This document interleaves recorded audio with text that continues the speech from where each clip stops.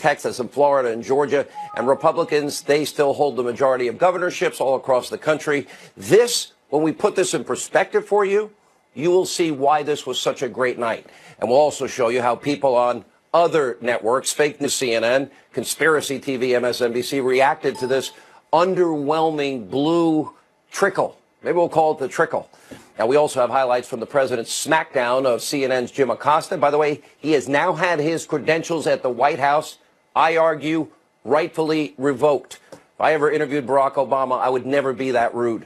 And by the way, we'll put all of this in historical perspective, a very important Hannity history lesson on what midterm results are usually like. Perspective, I promise you will get nowhere else. Also tonight, a lot of breaking news. Jeff Sessions, he is out as the Attorney General. We're going to preview what it will be like with an Attorney General who has not recused himself from the phony collusion witch hunt, which I'm sure we'll be back on tomorrow. And now we can have real investigations we will call for tonight, featuring actual, real Russia collusion with proof. And we're looking at, yes, your Hillary Clinton. And, of course, we have a huge lineup tonight. The great one, Mark Levin, former Speaker of the House, Gingrich, and so much more. And I have an announcement at the end of the show. It's important. So much information, so little time.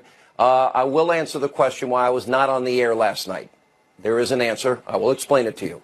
All right, we leave election night to so many other people. By the way, congrats to everybody that was on last night. Let not your heart be troubled. It's time for our breaking news. Buckle up. Jam-packed. Opening monologue. All right, for months, Democrats, their friends on CNN, ABC, NBC, CBS, New York Times, Washington Post, they all but were giddy, guaranteeing a huge, massive, enormous blue wave. They predicted that Americans would send a message to President Trump. They acted like Republicans have never been more unpopular, divisive, racist, sexist, and even worse. And guess what? Again, they were completely wrong. That blue wave never happened. Tonight, we do have a split Congress. Democrats picked up seats in the House of Representatives. Republicans, main control, gained seats in the U.S. Senate, increasing their majority.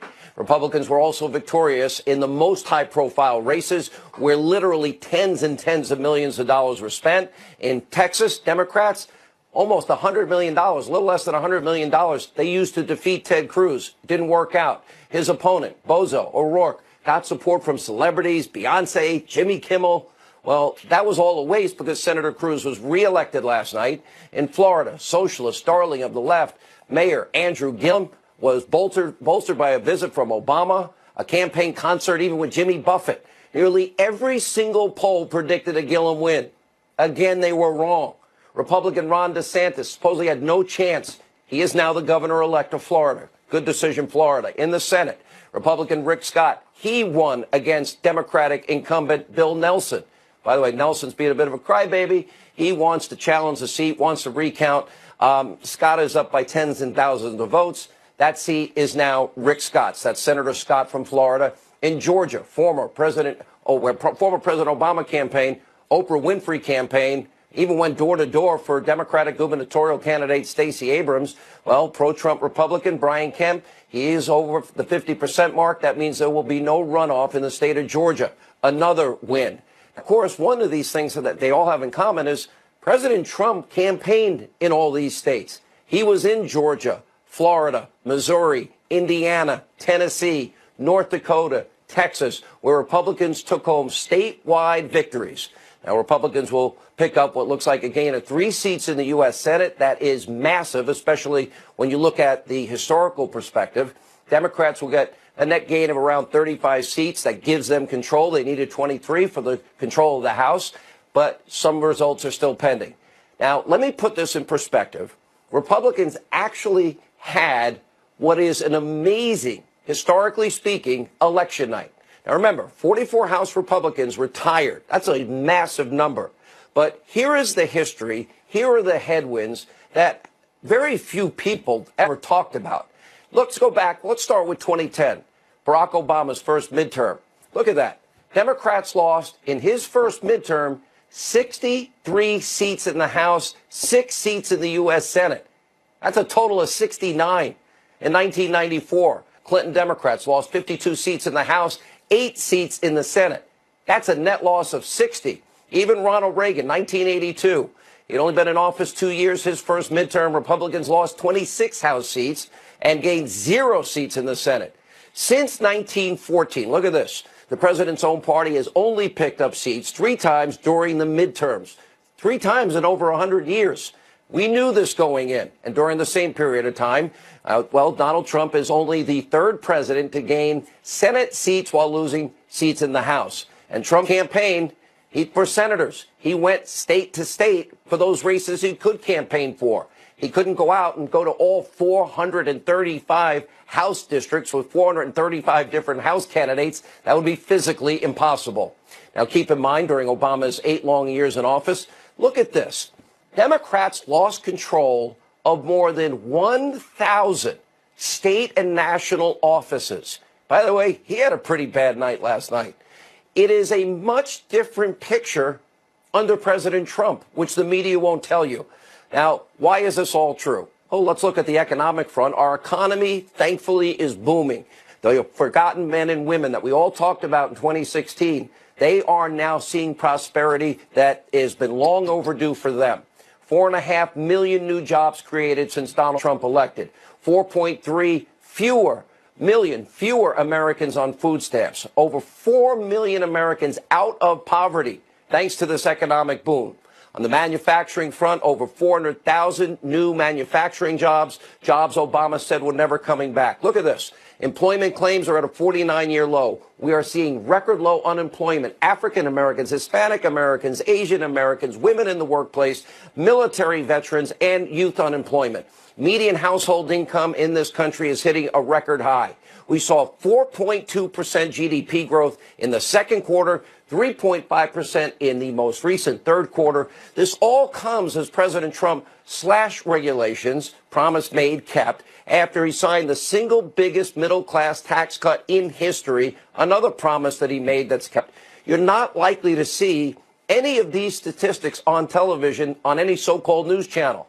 On those networks, people were actively rooting for the blue wave that became a little trickle, a little drizzle. And in the lead up to the election, they were actually vilifying. They went insane in the days leading up to yesterday. All things Trump, nonstop. In a last-ditch effort to bolster their friends in the Democratic Party. They're literally an extension of all things liberal socialist Democrats, and they are like state-run Democratic media. Take a look. If Trump wins, he will cast it as a complete endorsement of his most undemocratic behavior. If you're 18 and that happens, you stand a very real chance of not living in a Western-style democracy for part or all of your life. He is a racist pig. He is talking about white supremacist ideology. What Donald Trump did was normalize racism. Donald Trump is not only disgusting and vile, he's stupid. This racist, heartless, soulless man. The president's obviously a racist. He's obviously a demagogue. This president has radicalized so many more people than ISIS. Blah, blah. Last night, Republicans, they started to pick up big wins. Look at the states they're winning here. Florida, Tennessee, Indiana, Missouri. Massive victories in these states. And by the way, elsewhere, commentators, anchors, NBC, ABC, CBS, CNN, once again, they started to crack up and melt down. It was like 2016 all over again for them. Take a look. Tonight, there was some hope that the Democrats would have a wave election. It's not going to be a wave election. We can tell that there is not a blue wave forming. There is not a blue tsunami that's going to repudiate Donald Trump across the country. When you look at what's going on here tonight, this is not a blue wave. This is not a wave that is knocking out all sorts of Republican incumbents. It just has to be said, the Democrats are having, so far, a lot of vote to come in, a disappointing night. But they can't have, there's no tsunami. There's no tsunami coming. I mean, winning the House by one vote, by one member is enough for them, but there's a lot of disappointment. This is heartbreaking, though. It's heartbreaking. I'm still, my nails are still, like, clutching to hope. I am thinking about the best laid plans in 2016, the Javits Center. There's only so far science and polling and academics can take you. They don't really take losing well. I'm going to be honest. I don't like to lose either. I enjoy winning. I didn't particularly like when Obama won, not once but twice. And not only did their once predicted blue wave not materialize, but their anti-Trump narrative has been rejected. by you, we, the American people, and we're doing so much better. Ever since Donald Trump announced his run for office and Melania, Mr. Trump, come down that escalator at Trump Tower, they vilified everything this president has said or anything he has done. It has been an unprecedented amount of hatred, scorn, ridicule, attacks, a delegitimization of this president. Some coverage has been downright, actually hysterical, apocalyptic, over the top. Here's just a small sample of what you see day after day, every second, every minute, every hour of every 24-hour day for over 3 straight years, all the same networks, and it never stops. And they can't help themselves, apparently. They must be like addicted to this hate. Take a look.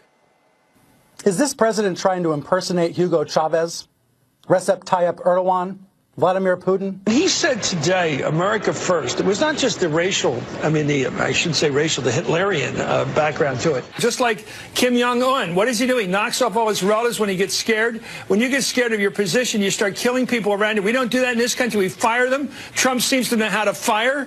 He's not of sound mind. That's somebody that clinically you look at and say, there's something wrong there. Trump needs to be medicated and hospitalized. Donald Trump, again, being a schmuck. We can surely say his words have absolutely emboldened white supremacists. He has given oxygen to racists. He is clearly trying to ignite a civil war in this country. There's a sign out there that's been hung up in the White House or outside the White House saying, if you're not white, you're not especially welcome. He's a racist. When do we see almost a shadow government come out and say, we cannot side with the government? Just downright disgraceful. And by the way, all over this is so-called news. Others speak in one voice with the Democratic Party, the state-run Democratic Party, despite false claims of impartiality, being fair and balanced. These people, they work every single day. They want to destroy the presidency of Donald Trump at all costs. Even sadly, if it's going to hurt the people that are clearly benefiting in this country from his presidency. Isn't it supposed to be about serving people? And today at a press conference, the president came out with a conciliatory tone, kind words for likely incoming Speaker Pelosi, urging bipartisanship in the newly divided Capitol Hill. But guess what? People in the media, they wanted none of it. Especially true of CNN's Jim Acosta, as he all but called the president a racist, tried to debate the president, thinking that, oh, it's my TV show, and physically strong-arming a female White House aide, clearly angry that the blue wave his network predicted never materialized. This conduct is beyond reprehensible. Imagine anybody doing this to Obama. Take a look.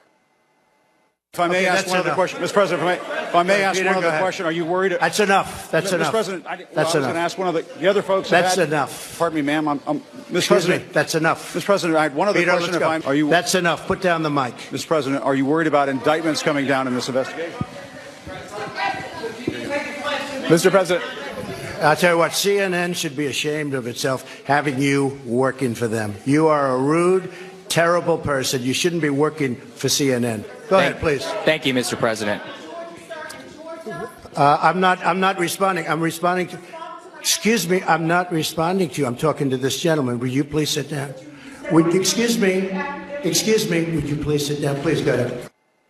All right. Despite this despicable conduct, CNN actually is defending their chief White House correspondent, Trump hater, Jim Acosta. In a statement, CNN wrote that the president's conduct at today's presser was, quote, dangerous, disturbingly un-American.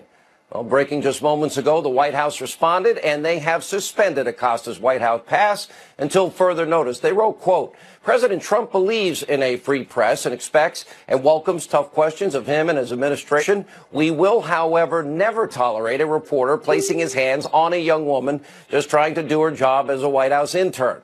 Now, the fact that CNN is proud of the way their employee behaved is not only disgusting, it is an example of their outrageous disregard for everyone, including young women who work in this administration. CNN's nonstop apocalyptic rhetoric is not a winning message. Americans can see right through the biased vitriol, as we saw in the results last night. And by the way, Americans know Democrats have no plan to make their lives better, and it's only going to get worse. By the way, we have the best plan ever. Stay tuned. And now with Nancy Pelosi, the de facto leader of the Democratic Party, along with, let's see, the liar Shifty Schiff and Maxine Waters and Gerald Nadler. Democrats are sharpening their knives against President Trump. Many top House Democrats are now planning nonstop investigations into the president, all designed to make him look bad. How does that help we, the people? How does that help the Americans still in poverty on food stamps and out of work? Well, today the president responded to these threats. And guess what? Sometimes what's good for the goose, good for the gander, and it works both ways. Take a look. Are you offering an my way or highway scenario to the Democrats? You're saying that if they start investigating you, that you can play that game and investigate better than them. Can you compartmentalize that? And I think I know more than they know. Can you compartmentalize that and still continue to work with them for the benefit of the rest of the country? No. Or are all bets off? No. If they do that, then it's just all it is a warlike posture. Now, currently, Nancy Pelosi has an average approval rating, a whopping 27.5%.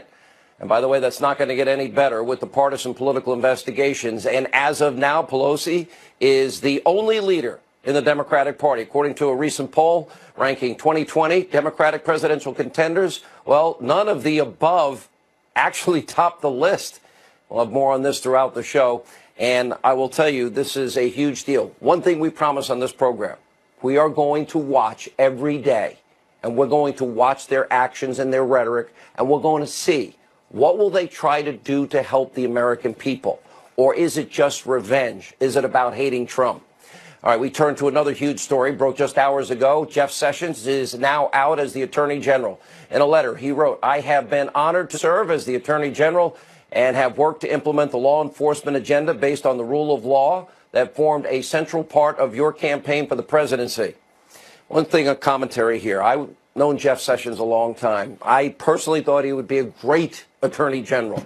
Thought it was a great choice. I know him to be a good man. I know that for a fact. For whatever reason, him and Sessions, Trump and Sessions, the president and Sessions, they just clashed from the get-go. And it started with the recusal, which shocked everybody, especially the president. And I think this probably was not the right job at the right time if that was his intention from the get-go. But I do think he's a good person. He has served his country honorably. Sadly, Sessions was MIA on one of the most important issues ongoing inside the halls of the DOJ. In just the first few weeks of taking office, Sessions recused himself from all things Russia. He should have told the president, in my belief, ahead of time. That ultimately led to Robert Mueller's special counsel and the witch hunt, which has now spent months, over a year, digging and digging and digging into everyone associated with Trump. No evidence of Trump-Russia collusion found, but Paul Manafort in prison over bank applications and tax fraud from years ago. A young Trump campaign staffer, George Papadopoulos, Lieutenant General Michael Flynn, convicted of lying to investigators, nothing to do with Russia. Now with Sessions out, the acting Attorney General will be Matthew Whitaker. He'll oversee the Russia investigation. The left is racing to demonize this man as we speak. And as I've been shouting from a mountaintop for years, there are a lot of crimes and real actual collusion that needs to be investigated if we're going to have equal justice under the law. The Russian lies bought by Hillary Clinton, the dirty Russian dossier. Let's not forget about the strategy to leak those lies to you, the American people, from high-ranking members of Obama's government. Why? To influence the 2016 election and help Hillary with propaganda and Russian lies. FISA abuse, literally lying to a FISA court, literally abusing power before a FISA court, not telling them the truth on purpose.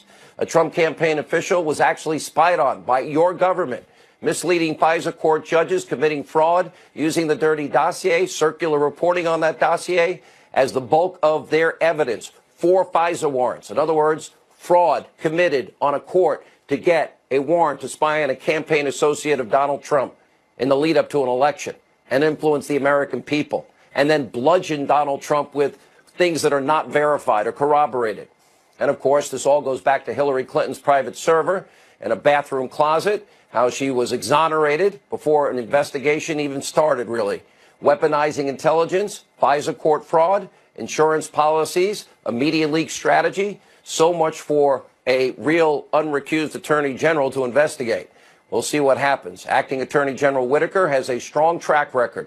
That's why they want to demonize him. In a 2016 op-ed, he wrote that he would have indicted Hillary Clinton. In another, he wrote Mueller was going too far in his collusion investigation, and it did go too far. It looks like we could finally have an attorney general that is unrecused, will actually stand up for the rule of law, equal justice under the law, equal application of our laws. All right, when we come back, a lot of ground to cover tonight. Mark Levin, Newt Gingrich, Catherine Herridge, Greg Jarrett, Sarah Carter, and everyone's asking, why was I not on TV last night? I must have gotten in trouble. I'll explain. Straight ahead. All right, welcome back to Hannity. All right, for more on the midterms, Jeff Sessions' resignation today, we go to the great one, Mark Levin, host of CRTV's Levin TV. Number one. By the way, your ratings were killer on Sunday night. We do our best. Great one. Life, Liberty, and Levin right here on the Fox News channel.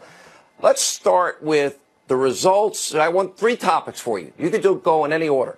I want your take on the results, your take on the media, and your reaction to Jeff Sessions' resignation today. Well, you know, Sean, in many ways, it's one and the same things. The media were very angry today at that press conference, and you have to wonder why. I thought the president, they said, had a lousy night. You know, the Democrats take about 34 seats, and I want the American people to understand what that means is they have an 11-member majority in the House. And with that 11-member majority, most of which are Republican seats, they intend to do everything they can to cripple the executive branch and cripple the presidency. And I'll get back to that in a minute. What we saw today in that press conference was a disgrace to this country. Imagine the world watching what took place there. These kamikaze journalists, obviously in a coordinated attack on this president, they're trying to cripple this presidency. They are trying to sabotage this presidency. It's not going to work, but that's what they're doing. They are furious that this blue wave was a blue tinkle last night, because that's all it was.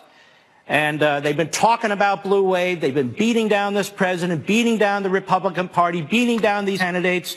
They pull out their racist tool to use, their white supremacy tool to use. They pull out their Nazi tool to use, their Hitler tool to use. They tried everything they could. You can't tell the difference between the Democrat talking points and the media in this country, because in many respects they're one and the same thing. Survey after survey over the decades have shown us that most in the media are liberal. Most live and operate on the eastern seaboard and the western seaboard. Well, look what's going to happen now in the House of Representatives. Look at the diversity of Marxists and Leninists, pretty much. The Finance Committee, Maxine Waters, L.A. The, the House Oversight Committee, Gerald Nadler, Manhattan. The House Intelligence Committee, Adam Schiff, L.A. Elijah Cummings, being heading the Oversight Committee as well. He will be from where? Baltimore. And then, of course, you have Nancy Pelosi, San Francisco. So over here and over here. What about the middle of the country and the rest of the country? They're not going to be represented because the Democrat Party is controlled by these hardcore leftists. I am sick and tired of these media types trying to hijack these press conferences. These press conferences are for the American people. CNN, you don't even have an audience. It's not for you. It's not for MSNBC. And it's not for every harebrained, malcontent, miscreant Democrat liberal dressed up as a journalist. You know, we have standards in this country for doctors, for lawyers, for truck drivers, for plumbers, for electricians. What are the standards for journalists? Fake Tapper. Fake Tapper was a spokesman for a Democrat congresswoman. Then he was a spokesman for handgun controlling. Now he's a journalist. There's a guy that used to work for Obama who works at CNN. Now he's a national security reporter. What are their standards? There are no standards for journalists today. And let me tell the journalists, you say, tell the president, stop saying the media are the enemy of the people. Now, he's not saying the whole media. He said that 1,000 times. Let me tell the media something. The president isn't the enemy of the people either. And you should stop your campaign of trying to cripple him and destroy him. They're upset because there was no blue wave. They're upset they lost in 2016. They're upset they lost in 2018. And guess what? They're going to lose in 2022. Now, as for Sessions, it's a constitutional crisis, don't you know? What's a constitutional crisis? The president got rid of a cabinet secretary, the attorney general. He's only been telling us this for 10 months, what he plans to do. It's like the Saturday Night Massacre. They drag out John Dean, the guy that doesn't even have a law license anymore. The guy who served time, as I seem to recall, through Watergate. Now, he's a contributor to one of CNN or MSNBC. There's an authority. And what does he say? It's like the president's plotting to kill somebody, a murder. Well, so he gets rid of Sessions. What? So what happens? He has an acting attorney general. Then I hear these so-called experts say, he can't do that. There's a rule of succession. Of course he can do that. Moreover, they say, it's like the Saturday Night Massacre. How? Did he fire Mueller? Did he order the attorney general to fire Mueller? Did he order the deputy attorney general to fire Mueller? He hasn't ordered anyone to do anything to Mueller. Mueller's still, roaming the countryside looking for people to prosecute and challenge and so forth and so on. Nothing's happened. But Schumer's there. I think we have a constitutional crisis. Let me tell you something. This is an important point. I have said that the appointment of Mueller is unconstitutional. It violates the Appointments Clause. And Schumer proves my point every day. You know why? Because if Mueller was just like an assistant U.S. attorney, a U.S. attorney, they wouldn't keep saying, he's separate, protect him, he's different, he has to report to himself effectively.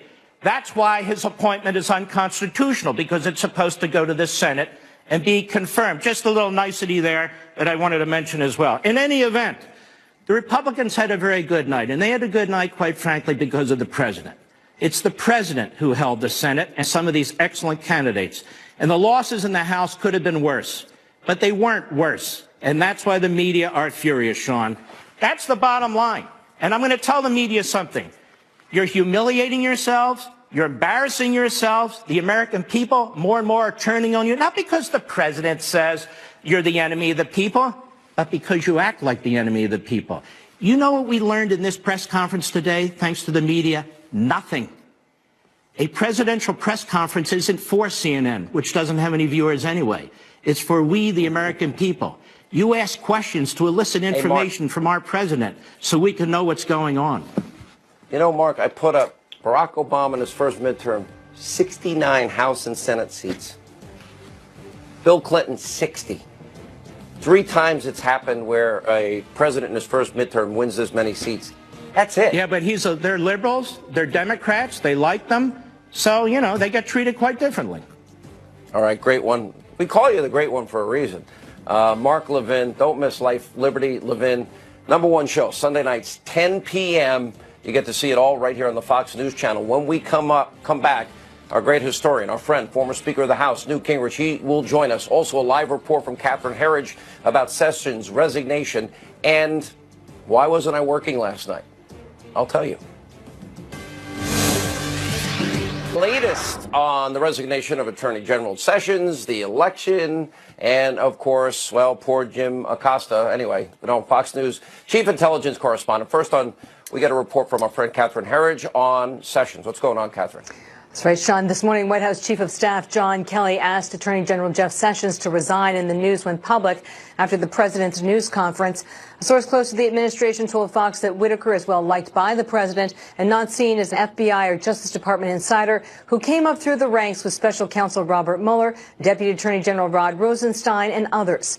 Whitaker, who was Sessions' Chief of Staff at the Justice Department and is now Rosenstein's boss, is already under scrutiny tonight for tweets and an op-ed he wrote last year about a red line he said Special Counsel Mueller should not cross. Quote, "It does not take a lawyer or even a former federal prosecutor like myself to conclude that investigating Donald Trump's finances or his family's finances falls completely outside of the realm of his 2016 campaign that goes beyond the scope of the appointment of the special counsel."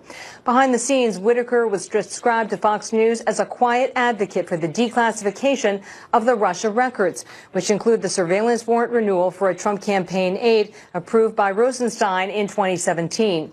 The president recently backed away from the declassification, but today seemed to indicate it is back on track.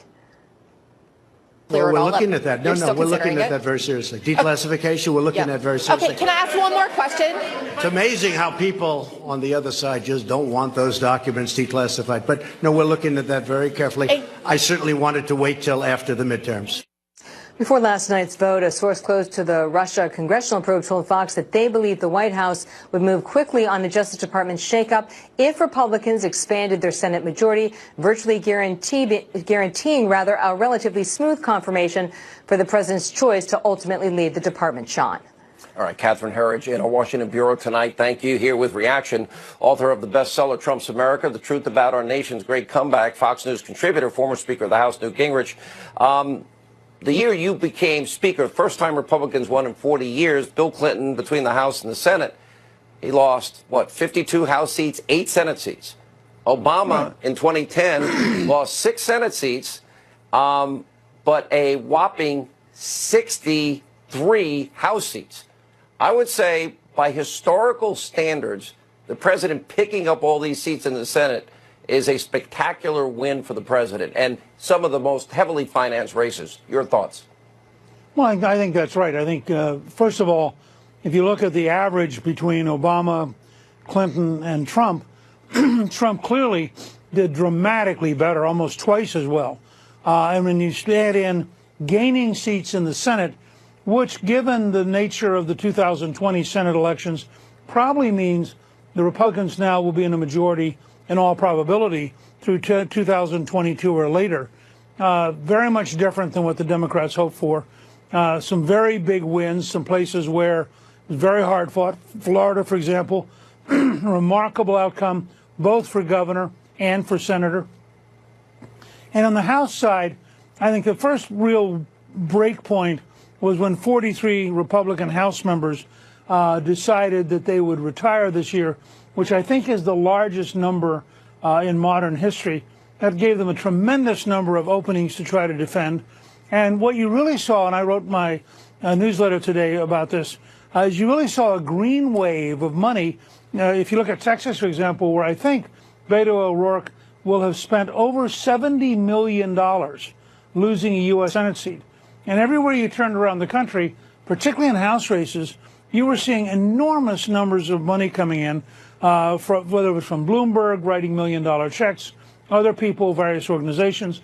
I think one of the hidden stories that will come out in the next 2 or 3 weeks is the sheer scale of this green wave that was seeking to drown the Republican Party and defeat the president. You know, the amazing thing is though you ended up getting Clinton to change, and we balanced the budget for the first time. No, well, listen, I remember you guys doing that town hall. You're sitting on these little seats one day, and but we did balance the budget. We made real progress. There was a lot of give and take in that. Is Nancy Pelosi, Maxine Waters, Adam Schiff, Gerald Nadler, are they capable of doing what Clinton did, which I think easily helped him get reelected 2 years later? You know, I don't know. I thought earlier today that Senate Majority Leader Mitch McConnell had a great interview, and he said to him something which I can reflect on because I was there, and that is that the politics of investigation may make your partisans happy, but may turn off a lot of people. I think the president clearly is going to reach out on things like infrastructure. He's going to reach out on some practical, common sense steps on health care, including lowering the cost of drugs. I think he's going to try to find issues that make it very hard for the Democrats to say no. And then we'll see whether or not they are so rabid. And certainly the left wing of the Democratic Party is much more rabid than anything that either Clinton or I had to deal with in the 90s. What's your reaction it'll be interesting to see how it develops. What's your reaction to Jeff Sessions' announcement today? Because I couldn't believe when he recused himself.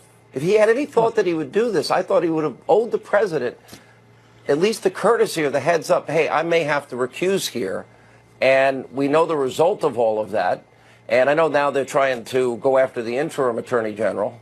But I think for a president not to have an attorney general on the most important case that he wanted in his administration has been very harmful. Well, first of all, I think it was handled exactly right. It's the day after all the election. I think that the chief of staff, John Kelly, did the right thing. And an immediate response, knowing it was coming, the attorney general did the right thing in resigning. I will say, just for a minute, if I could, Sean, I've known Jeff Sessions for a long time. He was a very solid conservative in the Senate. He actually helped organize the first Trump campaign meeting in Washington, and it has been sad to see him have to go through all this. And I suspect he's a very relieved guy tonight. I've always known him to be a good man.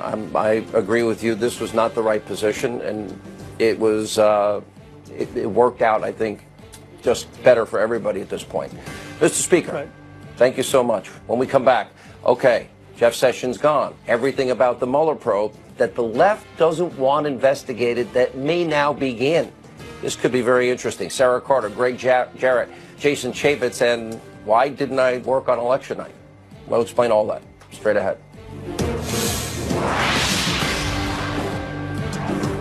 Push more Russia hysteria following the departure of the Attorney General Jeff Sessions. For example, Congressman Gerald Nadler, get used to him. We're going to be following him, and let's see, Pelosi and Maxine Waters. We're going to see if they're going to work for you.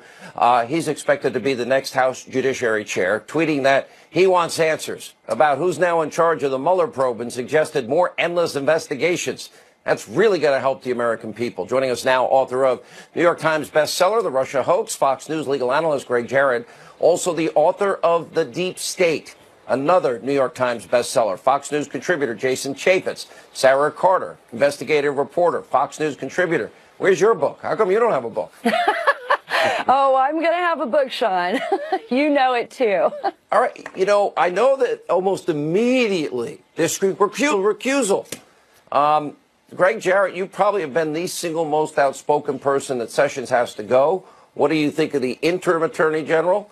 And do you think he's going to recuse? God help us. No. Or will the president now appoint a full-time replacement? Well, now that there's no recusal because Sessions is gone, the acting attorney general, Matt Whitaker, can now preside over the special counsel case, and he should.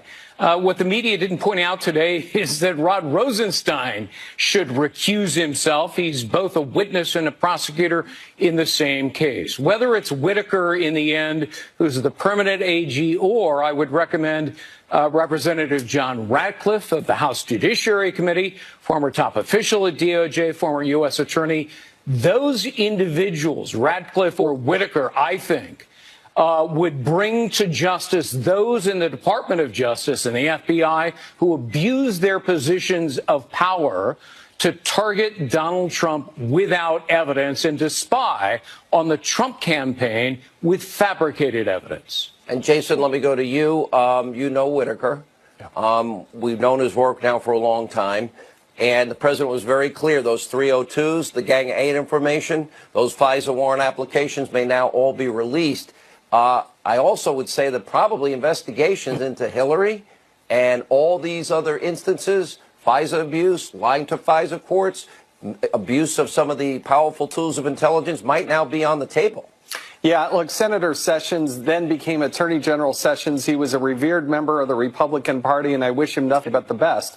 But when he became the Attorney General, I got to tell you, members of Congress became very dissatisfied with him because he did not listen up the documents, did not respond to subpoenas, and did not give people like myself, when I was the chairman of the Oversight Committee, the documents you wanted. Jim Jordan, Mark Meadows, Trey Gowdy, John Ratcliffe, they can't do their job unless they have their documents. So now that there's new leadership in place, I think there is an expectation that those things do get loosened up. And by the way, I agree with Greg. I do hope that the President Trump appoints John Ratcliffe. I think he's the best person for the job. Okay. Yeah. Sarah, now the exoneration before investigation, the real Russian dossier, that can now be investigated by the new Attorney General. Democrats want a lot of investigations.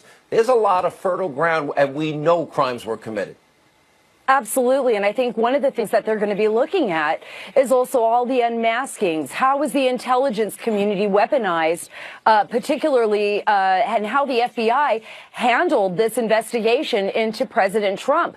I mean, there are so many avenues that can be looked at right now. And we know, based on what President Trump said today, that there is a strong possibility, Sean, that these documents will be declassified. The American public deserves to know what was going on. on. And I've also been hearing that indictments may be around the corner. So there's a lot more information that's going to come out in the near future. I think the president did the right thing. He waited till after the midterms, and it was expected. And the president has every right to say it's over, Jeff Sessions. And, you know, most of the time it would have happened anyways. It's been 2 years. It's time for Jeff Sessions to move on. If I was some of these top DOJ, FBI officials, I think I'd be very nervous tonight about what could be coming. You all agree with that real quick? The law enforcers became the lawbreakers. They should now be held accountable. Jason, will after the Inspector General report, it is crystal clear that is a Department of Justice that's in chaos, and they need new leadership to straighten the ship out. 10 seconds, Sarah. Is it going to happen? That's what I was just going to say. It is going to happen. It will happen, Sean. All right. Many of you think I was lazy and I didn't show up for work last night. I have an announcement.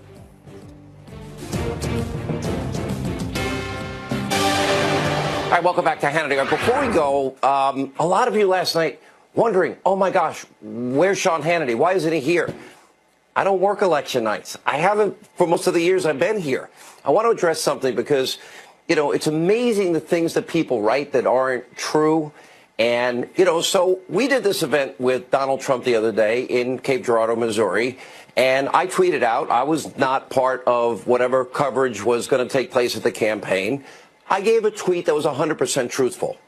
I was watching Rush give his speech. The president, I had no idea. He invited me on stage. I'll be honest, I was honored by the president's request. It was not planned, and I want to be very, very clear.